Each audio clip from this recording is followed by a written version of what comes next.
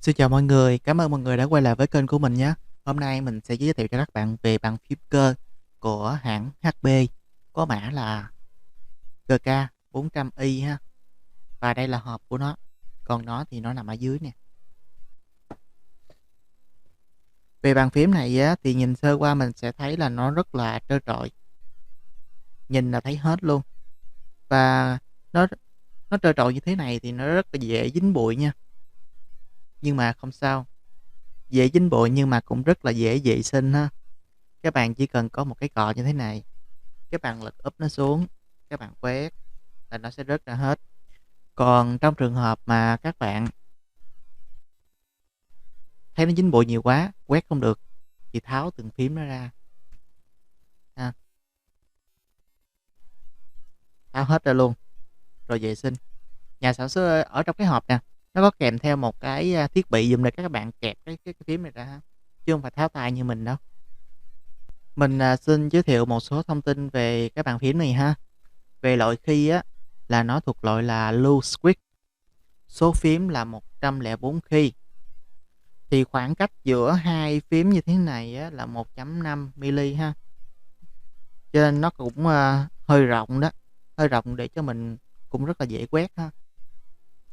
Còn độ bền của phím là lên đến là 80 triệu lần nhấn ha, và có hỗ trợ cái tính năng gọi là anti-ghost. Tính năng này rất là phù hợp cho những bạn nào mà muốn chơi game mà nhấn từ 6 phím trở lên á, nhấn cùng lúc á, 6 phím á, thì cái tính năng anti-ghost này hỗ trợ rất tốt ha. Các bạn nhấn hết các phím cũng được.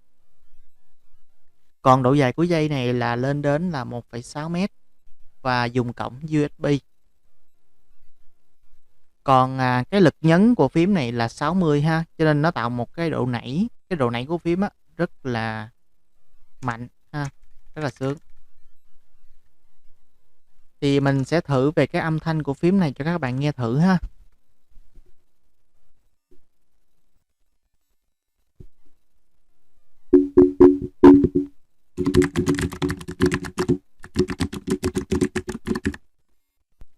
Có thể là khi mà mình gõ cái âm thanh nó sẽ biến dạng qua cái dạng khác, các bạn nghe không hay. Nhưng mà thật sự nếu mà nghe ở ngoài thì âm thanh nó rất là giòn ha các bạn.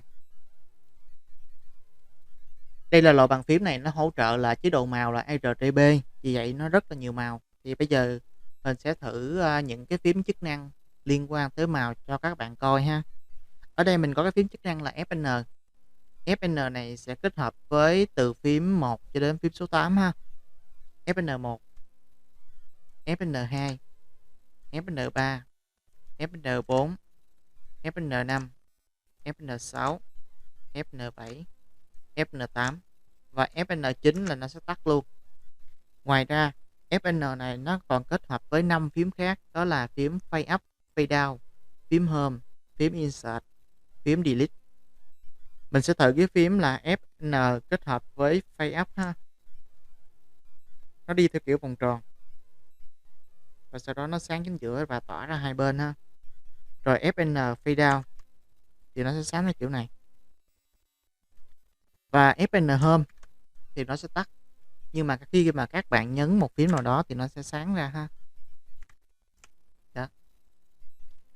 Và FN Insert nó sáng thế này, nó sáng luôn.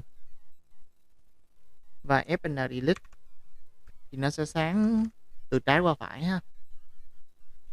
Vậy cái phím mũi tên trái và phải này dùng để làm gì? Mình giới thiệu cái phím mũi tên lên xuống trước ha. Cái phím mũi tên lên xuống này dùng để thay đổi độ sáng của phím. FN lên này nó sẽ sáng, và FN xuống nó sẽ giảm dần, nó giảm đến khi nó tắt luôn. Còn cái phím mà mũi tên qua trái qua phải thì các bạn nhấn FN với mũi tên qua trái đi, thì các bạn thấy là cái tốc độ di chuyển của ánh sáng nó sẽ chậm dần. Đó, thấy không? Mũi tên phải thì nó sẽ nhanh dần. Nhấn FN9 để tắt. Thì bàn phím này ở trên thị trường thì có giá khoảng 850 trở lại thôi. Thì nếu mà các bạn có nhu cầu mua bàn phím này thì các bạn nên liên hệ với các shop trước để tránh trường hợp mà các bạn đi đến nơi mà nó lại không có hàng. Mình thấy là bàn phím này cũng rất là hút hàng nha các bạn. Cảm ơn các bạn đã theo dõi video này. Nhớ đăng ký kênh ủng hộ mình nhé. Hẹn gặp lại các bạn ở video kế tiếp.